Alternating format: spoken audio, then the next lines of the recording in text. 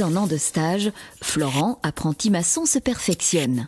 Sa truelle, il ne la quitte plus. Je m'assomme déjà maintenant, je me sens déjà un peu plus avancé dans le métier.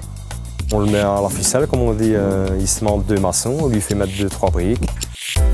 Dès les premières briques, son formateur, Francis, impose un niveau d'exigence élevé. S'il y a une brique qui ne va pas, on lui fait enlever. Parce que là, alors il comprend pourquoi elle ne va pas. Soit elle n'est pas de niveau, soit elle est de travers.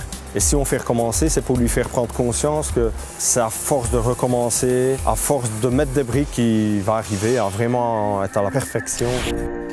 Du côté de Florent, il s'applique. Il le sait, la pose des premières briques conditionnera les suivantes. Il faut savoir manipuler le bloc, mettre le mortier qu'il faut, pas trop, assez. C'est pas si facile qu'on ne pense. Moi, je suis très exigeant, oui, je veux que ce soit parfait. Bref, sur le chantier, le mot d'ordre s'appelle la précision. Florent l'a désormais bien compris. Je pensais qu'un centimètre c'était rien, mais il faut être au millimètre près. Au fil du temps, les grandes règles deviennent des réflexes. Regardez si la ficelle est toujours de niveau, d'aplomb, ça se fait automatiquement. Maintenant, il sait bien mettre les briques. Ce qu'il faut pour lui, c'est évoluer dans le sens rendement. Il est maintenant temps pour Florent de mesurer sa truelle à celle de ses collègues. C'est beaucoup plus motivant essayer d'aller plus vite qu'eux et tout ça. On est un peu plus fiers, quoi. À ce stade, Florent maîtrise parfaitement sa truelle.